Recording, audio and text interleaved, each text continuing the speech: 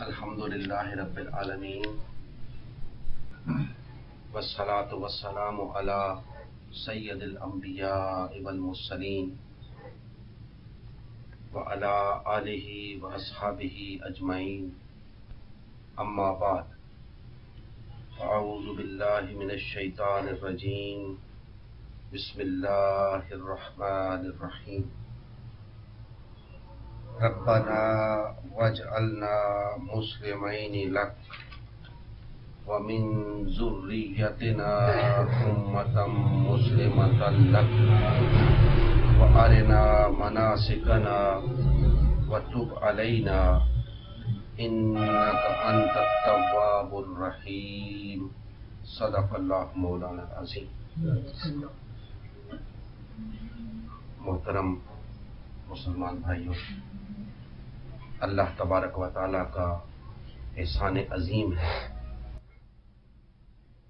جس نے ہمیں توفیق عطا فرمائی کہ ہم دنیا کی رنگینیوں سے منہ موڑ کر کچھ وقت نکال کر خالصتاً اللہ کی رضا کے لیے یہاں پہ اکٹھے ہوئے۔ اللہ تبارک و تعالی ہم سب کی حاضری اپنی بارگاہ میں منظور و مقبول فرمائے۔ میں نے آپ کے سامنے سورہ البقرہ کی آیت نمبر 128 کی تلاوت کا شرف حاصل کیا ہے، جس میں اللہ تبارک و تعالی نے حضرت ابراہیم علیہ السلام اور حضرت اسماعیل علیہ السلام کی ایک دعا کا تذکرہ فرمایا ہے۔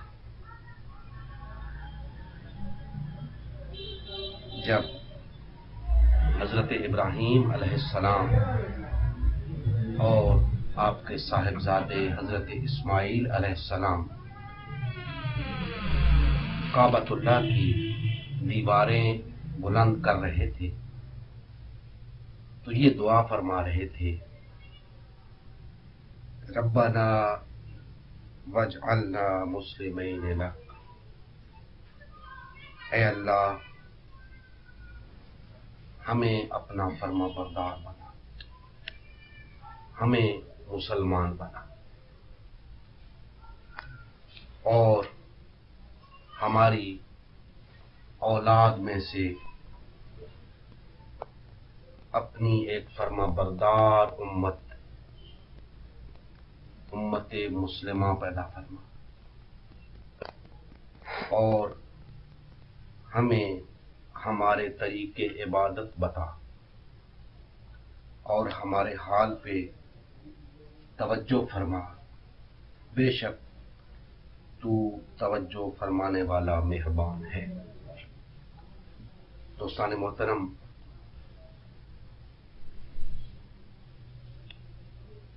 جیسا کہ آپ کے علم میں ہے کہ ہم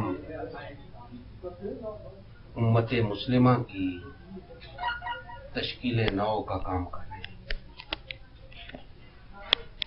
اور امت مسلمہ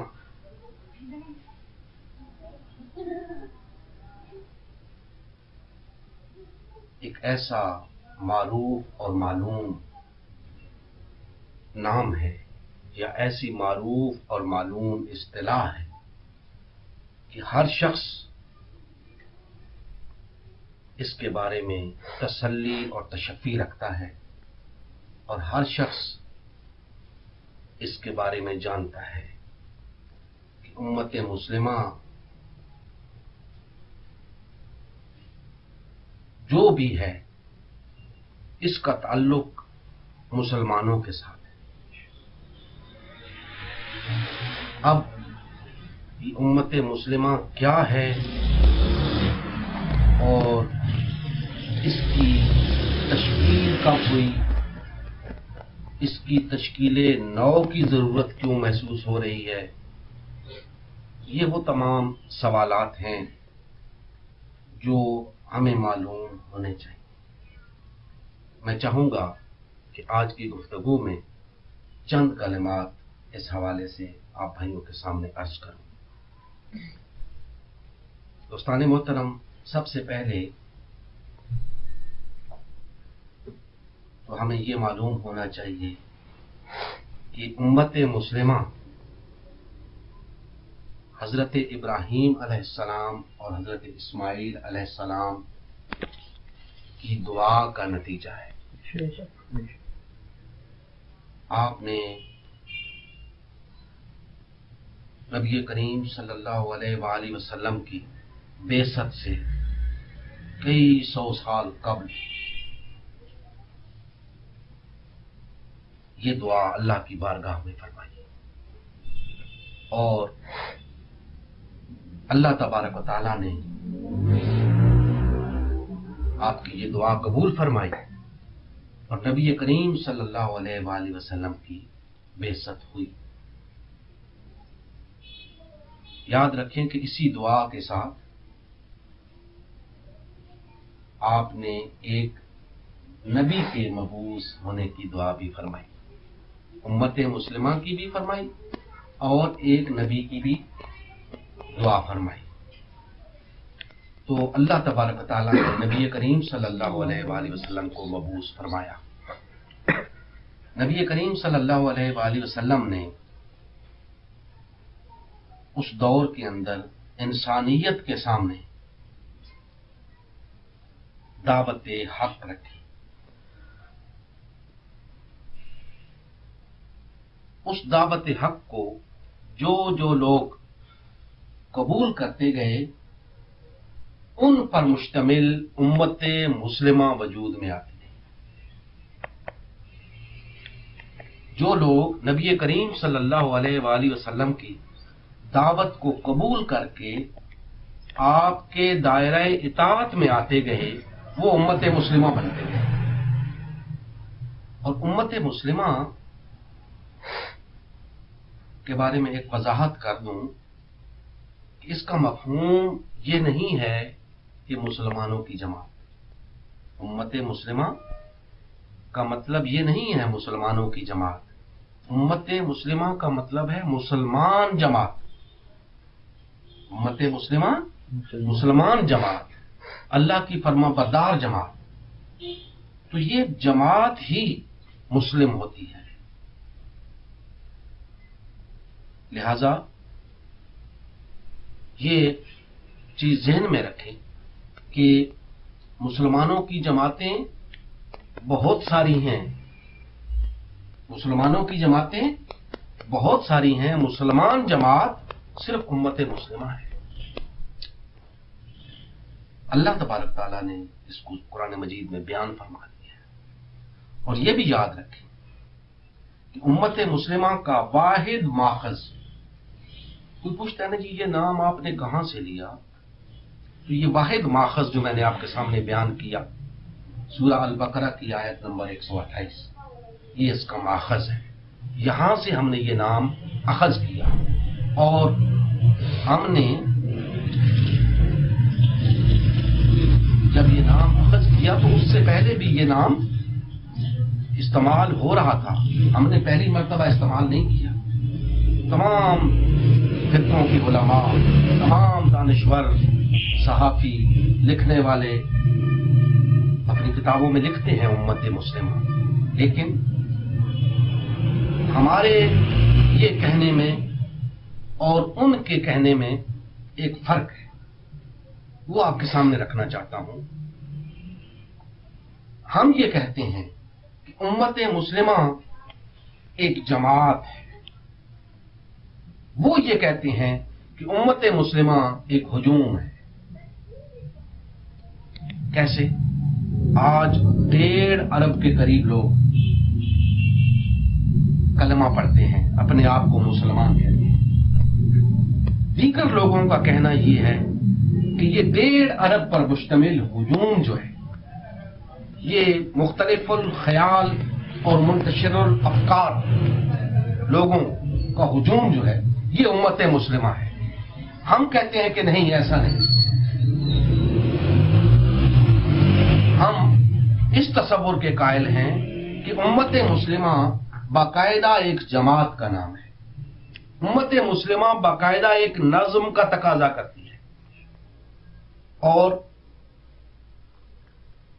اس کی دلیل نبی کریم صلی اللہ علیہ وآلہ وسلم کی سنت مطہرہ سے، سیرت مطہرہ سے ظاہر ہے کہ جو لوگ امت مسلمہ بنتے گئے وہ نبی کریم صلی اللہ علیہ وآلہ وسلم کی اطاعت اور قیادت میں آتے گئے، اور آپ کی اطاعت کیے بغیر ان کا امت مسلمہ کا فرد ہونے کی کوئی حیثیت نہیں تھی۔ لہذا یہ بات آسانی سے سمجھ میں آ سکتی ہے کہ امت مسلمہ ایک باقاعدہ جماعت کا نام ہے جس کا باقاعدہ ایک سربراہ ہوتا ہے، اور جس کے سب سے پہلے سربراہ نبی کریم صلی اللہ علیہ وآلہ وسلم خود ہیں۔ دوستان محترم، ہمیں اس بات سے غرض نہیں کہ نبی کریم صلی اللہ علیہ وآلہ وسلم کے بعد اس جماعت کا سربراہ کون تھا، اس کے بعد اس کا سربراہ کون تھا، یا اس کے بعد کون تھا۔ ہمیں اس اصول کو لینا ہے کہ جماعت کا سربراہ ہوتا ہے یا نہیں، یا جماعت کا سربراہ تھا یا نہیں۔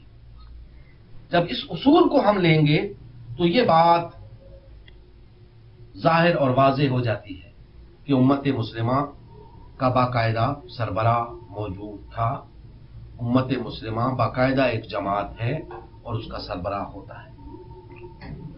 میں نے کیوں کہا کہ ہمیں بعد کے حالات میں یہ جاننے کی ضرورت نہیں کہ امت مسلمہ کا کس دور میں کون سربراہ رہا، اس لیے کہا کہ اس کے بعد مسلمانوں کی ایک تاریخ ہے جس کے ہم جواب دہ نہیں۔ نبی کریم صلی اللہ علیہ وآلہ وسلم کے بعد مسلمانوں کی تاریخ ہے، ہم اس کے جواب دہ نہیں کہ کس دور میں امت مسلمہ کا سربراہ کون تھا۔ ہمیں نبی کریم صلی اللہ علیہ وآلہ وسلم کی سیرت طیبہ سے یہ پتہ چلتا ہے کہ امت مسلمہ کا ایک وجود تھا اور آپ صلی اللہ علیہ وآلہ وسلم اس کے سربراہ تھے۔ لہذا اب ہماری یہ ذمہ داری بنتی ہے کہ ہم اس سنت مطہرہ کو قائم رکھیں، قائم کریں، اور اس کے سوا مسلمانوں کی کسی اجتماعیت کو قبول نہ کریں۔ دوستان محترم، امت مسلمہ جب نبی کریم صلی اللہ علیہ وآلہ وسلم نے تشکیل فرما دی، اب سوال یہ پیدا ہوتا ہے کہ اس امت مسلمہ کا مقصد کیا تھا، اس کو وجود میں لانے کا مقصد کیا تھا۔ بے شک بہت سارے مقاصد ہیں جن کی تفصیل میں نہیں جانا چاہتا، کیونکہ آج صرف امت مسلمہ کے حوالے سے بات کر رہا ہوں اور وقت اتنا نہیں کہ میں اس کے باقی جزیات پہ بات کروں۔ لہذا میں صرف آپ کو یہ بتانا چاہتا ہوں کہ امت مسلمہ کے جو مقاصد تھے وہ صرف گنواؤں گا اور ایک پہ بات کروں گا۔ امت مسلمہ کے جو مقاصد قرآن مجید نے ہمیں بتائے، سب سے پہلے امت مسلمہ کی تشکیل کا مقصد تھا اقامت دین۔ امت مسلمہ کی تشکیل کا کیا مقصد تھا؟ اقامت دین۔ دوسرا مقصد جو قرآن مجید نے بیان کیا، شہادت علی الناس۔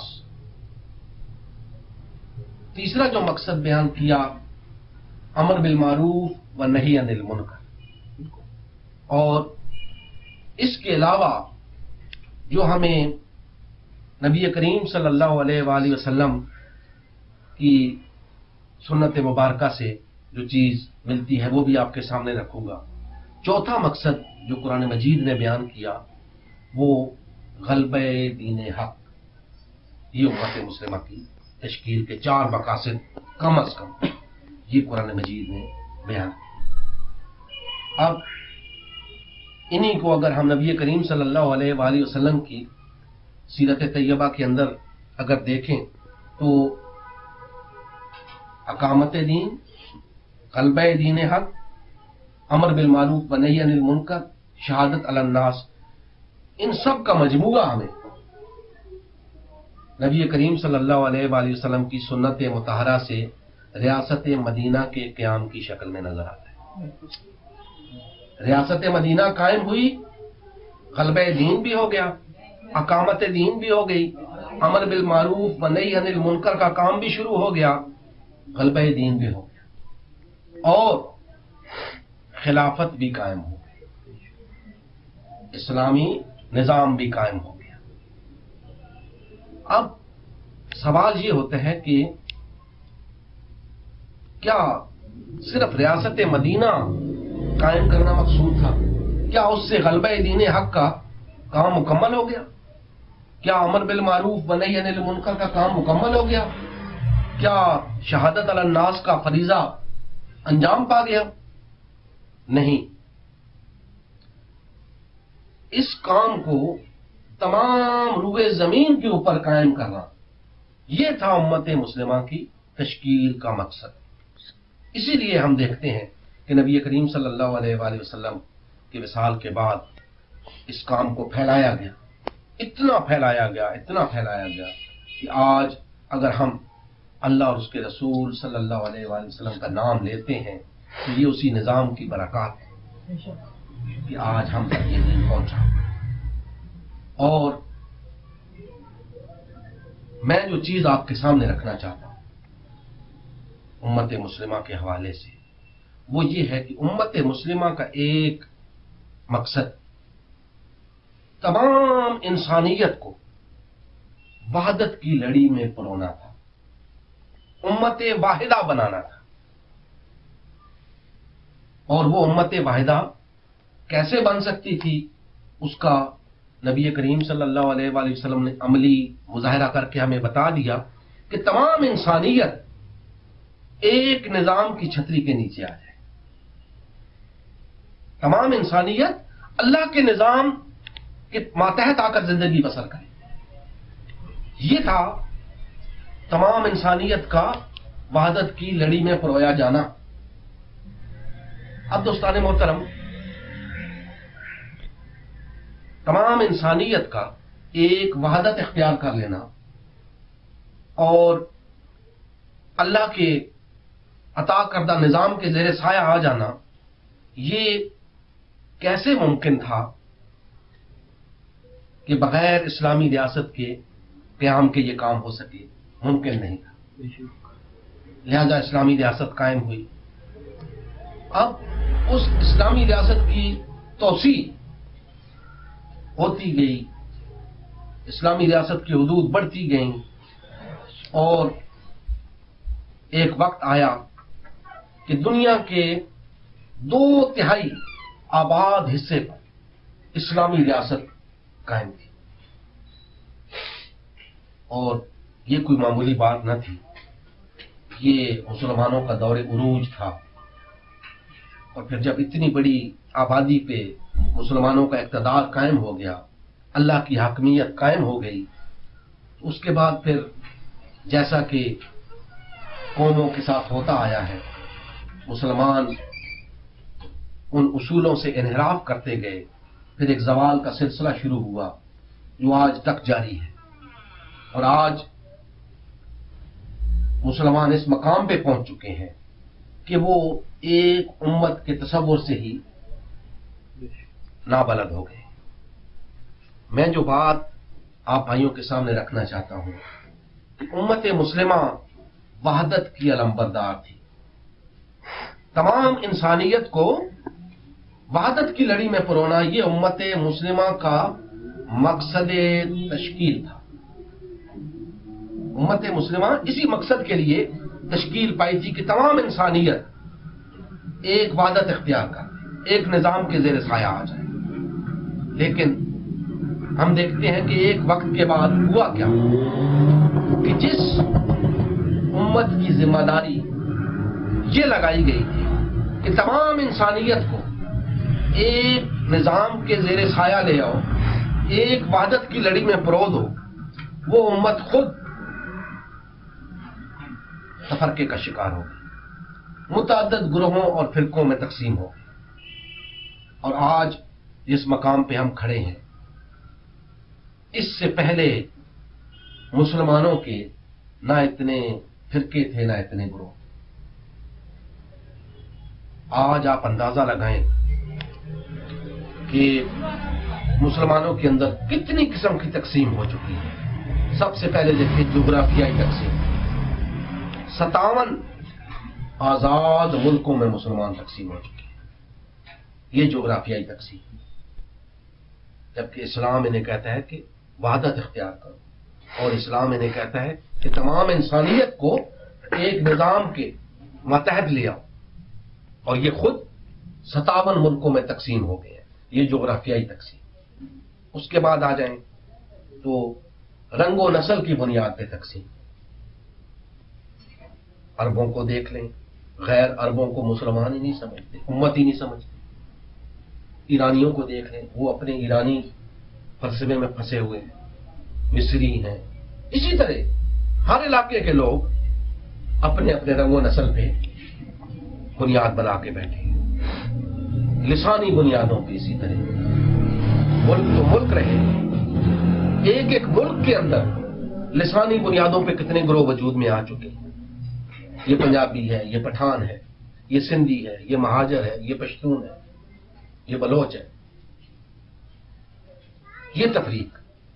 اس کے بعد مذہبی بنیادوں پہ تقسیم، یہ سنی ہے، یہ شیعہ ہے، یہ بریلوی ہے، یہ دیوبندی ہے، یہ اہل حدیث ہے، یہ اہل قرآن ہے، الغرض بے شمار طبقات۔ اس کے بعد سیاسی بنیادوں پہ آ جائیں، یہ پیپلز پارٹی ہے، یہ مسلم لیگ ہے، یہ ایم کیو ایم ہے، یہ جماعت اسلامی ہے، یہ تحریک انصاف ہے، یہ اے این پی ہے، بے شمار جماعتیں، 223 جماعتیں تو الیکشن کمیشن میں رجسٹرڈ ہیں، اور ان رجسٹرڈ جماعتوں کا کوئی شمار ہی نہیں۔ یہ ایک ملک کی بات بتا رہا ہوں۔ دوستان محترم، یہ وہ تفرقہ ہے، یہ وہ انتشار ہے جس سے امت مسلمہ کو سختی کے ساتھ منع فرمایا گیا تھا کہ تم نے تفرقہ نہیں کرنا۔ باقی انسان سے خطا ہو سکتی ہے، گناہ ہو سکتا ہے، وہ ہوتے رہے اور ہوتے رہیں گے، لیکن تفرقے سے سختی کے ساتھ منع فرمایا گیا، حتیٰ کہ اسے حرام تک قرار دیا گیا۔ کسی صورت جائز نہیں۔ کسی فرقے کے عالم سے جا کے پوچھ لیں، جنہوں نے فرقے بنائے ہوئے ہیں نا، ان سے جا کے پوچھیں کہ کیا اسلام تفرقے کی اجازت دیتا ہے؟ وہ کہیں گے نہیں۔ بھائی جب نہیں دیتا تو فرقے کیوں بنا رکھے ہیں؟ اور دیگر لوگوں سے ہم دیگر لوگوں کی بات اس لیے نہیں کرتے کہ وہ کہتے ہیں کہ مذہب الگ چیز ہے، سیاست الگ چیز ہے۔ سیاسی لوگوں سے جا کے بات کریں نا جی کہ تفرقے کی اسلام اجازت نہیں دیتا، تو وہ کہتے ہیں جی ہم سیاست میں مذہب کو شمار نہیں کرتے، مذہب ایک الگ چیز ہے، ہم مذہب میں تفرقہ نہیں ہونا چاہیے۔ لیکن سیاست میں وہ کہتے ہیں جی یہ تو سیاسی جماعتیں ہیں، نظریات ہیں اپنے اپنے۔ تو بھائی اسلام نے کوئی نظریہ نہیں دیا ہمیں کہ ہمیں اپنے نظریات گڑھنے کی ضرورت محسوس ہو رہی۔ لہذا ہم جب تفرقے کی بات کرتے ہیں مذہبی حوالے سے، اس لیے کرتے ہیں کہ ہمیں دین نے منع فرمایا ہے تفرقے سے، لہذا اسے مذہبی حوالے سے ہی لوگ سمجھ سکتے ہیں۔ سیاسی حوالے سے اگر ہم بات کریں گے تو لوگ ہمیں یہ کہہ کر کنارہ کشی اختیار کریں گے کہ جناب یہ آپ مذہب کی بات کر رہے ہیں تو مذہب میں تفرقہ نہیں ہونا چاہیے، ہم بھی یہی کہتے ہیں۔ آج بھی آپ دیکھتے ہیں ٹیلی ویژن کے اوپر سیاستدان بیٹھ کے یہی بات کرتے ہیں کہ جی تفرقہ نہیں ہونا چاہیے۔ بھائی نہیں ہونا چاہیے، پہلے بتائیں تو صحیح تفرقہ کہتے کسے ہیں، پھر نہیں ہونا چاہیے۔ کیا پیپلز پارٹی بنانا تفرقہ نہیں ہے؟ اگر تفرقہ ہے تو پیپلز پارٹی والے کو یہ کہنے کا کیا حق ہے کہ تفرقہ نہیں ہونا چاہیے؟ کیا مسلم لیگ بنانا تفرقہ نہیں ہے؟ اگر ہے تو مسلم لیگ والے کو کیا حق ہے یہ کہنے کا کہ جی تفرقہ نہیں ہونا چاہیے؟ اسی طرح تمام جماعتوں کی بات کرتا ہوں کہ جب جو جماعتیں انہوں نے بنا رکھی وہ خود تفرقے کی کھلی شہادت دے رہی ہیں، تو انہیں اس بات کا حق کیسے پہنچ گیا کہ وہ کہیں کہ تفرقہ نہیں ہونا چاہیے؟ تمام لوگ کسی نہ کسی لحاظ سے تفرقے میں پڑے ہوئے ہیں، اور میں آپ کو بتاؤں تفرقے کی ڈیفینیشن، تفرقے کی صحیح تعریف یہ اپنے ذہن میں بٹھا لیں، آپ کو ساری بات سمجھ میں آ جائے گی کہ ایک جماعت ہے، اس میں سے ایک شخص اگر الگ ہو جاتا ہے، حالانکہ ایک شخص کے الگ ہونے سے کیا فرق ہے، لیکن وہ ایک شخص تفرقہ کر رہا ہے، وہ ایک شخص تفرقہ کر رہا ہے کیونکہ جماعت سے الگ ہو گیا۔ اور اگر جماعت سے درجنوں لوگ مختلف ٹولوں کی شکل میں الگ ہو جائیں تو انہوں نے تفرقہ کر دیا۔ اور جو بات اس میں سمجھنے کی ہے کہ جو وحدت سے کٹ گیا وہ تفرقے کا شکار ہو گیا، وحدت سے جو کٹ گیا وہ تفرقے کا شکار ہو گیا۔ آج یہ تمام لوگ وحدت سے کٹے ہوئے ہیں، اس لیے تفرقے کا شکار، جس کا جی چاہتا ہے انہیں ہانک کے لے جاتا ہے۔ ہمیں اللہ تبارک تعالیٰ نے تفرقے سے منع فرمایا، روکا ہے کہ تفرقے میں نہیں پڑنا، اور اس سے پہلے یہ بتایا ہے کہ ایک جماعت بن کے رہنا ہے، اکٹھے رہنا ہے، ہر قیمت پر اکٹھے رہنا ہے۔ یاد رکھیں کہ کسی قیمت پر بھی جماعت سے الگ ہونے کی اجازت نہیں، وحدت سے الگ ہونے کی اجازت نہیں۔ ہم معمولی سی بات ہوتی ہے تو اختلاف کرنا شروع کر دیتے ہیں، اور اختلاف ایسا کہ جناب وہ موت اور زندگی کا مسئلہ بنا لیتے ہیں۔ حالانکہ اختلاف جماعت کے اندر رہ کر بھی کیا جا سکتا ہے۔ اختلاف کا مطلب یہ نہیں کہ آپ جماعت سے علیحدگی اختیار کریں، جماعت کے اندر رہ کر بھی اختلاف کیا جا سکتا ہے۔ اب ہم اتنے بھائی یہاں پہ بیٹھے ہیں، کیا ہم سب کے خیالات ایک جیسے ہیں؟ نہیں، 100 اختلاف ہمارے درمیان ہو سکتے ہیں، لیکن ہمیں یہ حق نہیں پہنچتا کہ ہم جماعت میں تفرقہ پیدا کریں اور جماعت سے الگ ہو جائیں۔ قطعاً ہمیں جڑ کے رہنا ہے، اکٹھے رہنا ہے، مل کے رہنا ہے۔ اور یاد رکھیں جو چیز آپ کو جماعت سے الگ رہنے پہ مجبور کر رہی ہے وہ تفرقہ ہے۔ اس چیز کو سامنے لائیں، اس چیز کو سمجھیں جو آپ کو جماعت سے وحدت سے الگ رہنے پہ مجبور کر رہی، اس کا دین کے ساتھ کوئی تعلق نہیں ہے۔ وہی آپ کو وحدت سے کاٹ رہی ہے، اسے چھوڑ دیں۔ جو چیز آپ کو وحدت سے کاٹ رہی ہے، ایک جماعت بننے سے روک رہی ہے، اس چیز کا دین سے کوئی تعلق نہیں، اسے چھوڑ دیں، خواہ وہ کچھ بھی ہے، اسے چھوڑ دیں اور وحدت اختیار کریں۔ جب تک یہ کلمہ گو، یہ تمام مسلمان وحدت اختیار نہیں کرتے، یاد رکھیں جب ہم یہ بات کرتے ہیں نا کہ تمام، تو تمام کا مطلب یہ نہیں ہوتا کہ 1.5 ارب کے 1.5 ارب اکٹھے ہو جائیں گے۔ تمام کا مطلب یہ ہوتا ہے کہ اتنے لوگ اکٹھے ہو جائیں کہ ان فرقوں کا زور ٹوٹ جائے، امت مسلمہ اتنی مضبوط ہو جائے، اتنی منظم ہو جائے کہ وہ روئے زمین کے اوپر کسی ایک خطے کے اوپر اللہ کے دین کو نافذ اور غالب کر، اور پھر ان فرقوں کا زور ٹوٹ جائے۔ جب ان کا زور ٹوٹے گا، اللہ کی جماعت غالب آئے گی، تو لوگوں کو سمجھ آ جائے گی کہ اس تفرقے کی حقیقت کیا ہے، ان فرقوں کی حقیقت کیا ہے۔ دوستان محترم، یہ تفرقہ اتنی بڑی لعنت ہے کہ قوموں کو عروج سے زوال میں بدل دیتا ہے اور قوموں کو صفحہ ہستی سے مٹا دیتا ہے۔ آج مسلمانوں کا اتنی بڑی تعداد میں موجود ہونا، اس کے باوجود ذلیل و خوار ہونا، اس کی کیا وجہ ہے؟ تفرقہ۔ آج یہ وحدت اختیار کریں، کسی کی مجال ہے ان کی طرف آنکھ اٹھا کے دیکھیں، لیکن ان کا وحدت اختیار کرنا دور کی بات ہے، یہ ایک ملک کے اندر ملک کی سطح پہ بھی اکٹھے ہونے کو تیار نہیں۔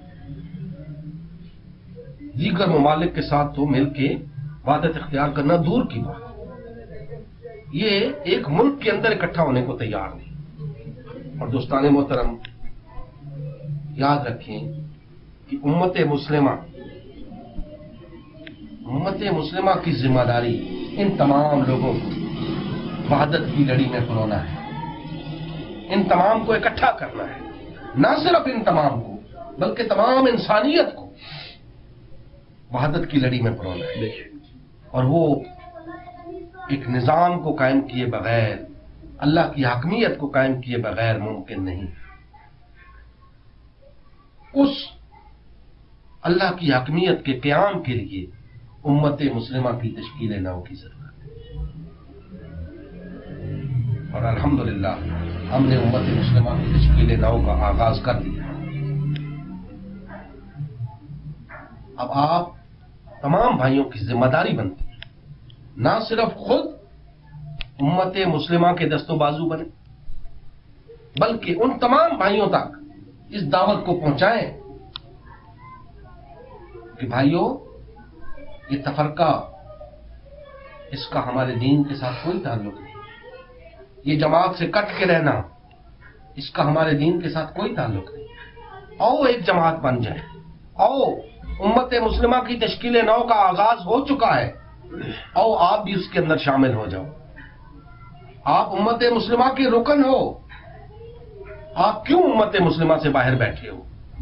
یاد رکھیں، ہر کلمہ گو امت مسلمہ کا رکن ہے۔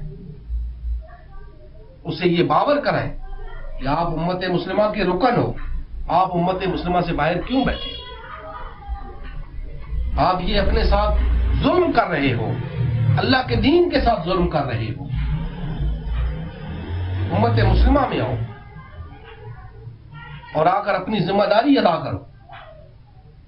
اللہ نے تمہارے اوپر یہ ذمہ داری عائد کی ہے کہ روئے زمین کے اوپر اللہ کے نظام کو قائم کرو، تمام انسانیت کو ایک پلیٹ فارم پہ اکٹھا کرو، تمام انسانیت کو وحدت کی لڑی میں پرو کے رکھ دو، تاکہ انسانی معاشرہ امن کا گہوارہ بن جائے،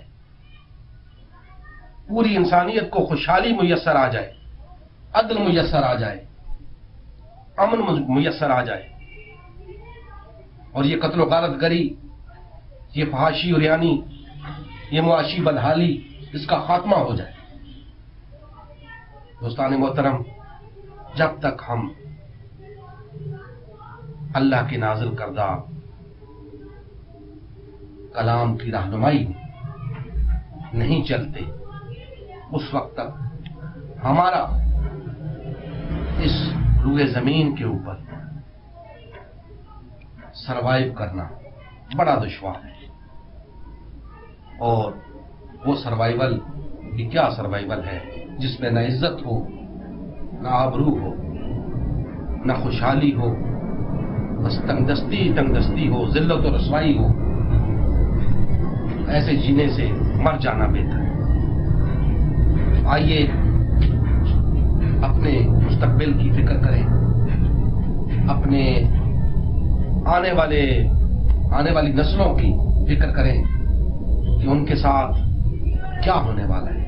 یقین کیجئے کہ اگر کبھی آپ غور کریں اس بات پہ کہ آج سے 10 سال 20 سال کے بعد اس نوجوان نسل کا اور آنے والی نسل کا کیا حال ہوگا، جو اس وقت صورتحال چل رہی ہے تو رونگٹے کھڑے ہو جاتے ہیں۔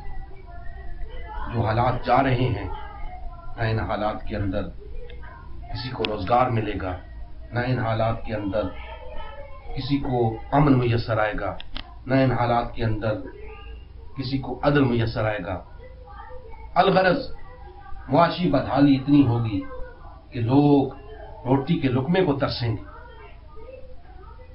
آج یہ ہماری ذمہ داری ہے بحیثیت مسلمان کہ ہم اپنے مستقبل کی فکر کریں، اپنی آنے والی نسلوں کے مستقبل کی فکر کریں، اور اللہ کے عطا کردہ نظام کو اس روئے زمین کے اوپر نافذ کریں تاکہ تمام انسانیت کو وہ فیوز و برکات میسر آ سکے کہ جس کی بنیاد پر انسانیت اس روئے زمین کے اوپر اپنے باقی دن خوشحالی کے ساتھ گزار سکے، امن کے ساتھ گزار سکے۔ لہذا آج اپنی ذمہ داری کو محسوس کریں اور اس دعوت کو لے کر ہر شخص تک پہنچے، ہر بھائی تک پہنچے۔ ہم نے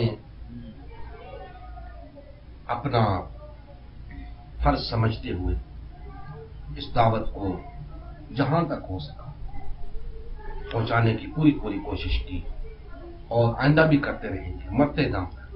لیکن یہ 2-4 لوگوں کے کرنے کا کام نہیں، یہ ایک ٹیم ورک، سب بھائیوں کو مل کے کرنا ہے، اپنے اپنے حصے کا کام کرنا ہے۔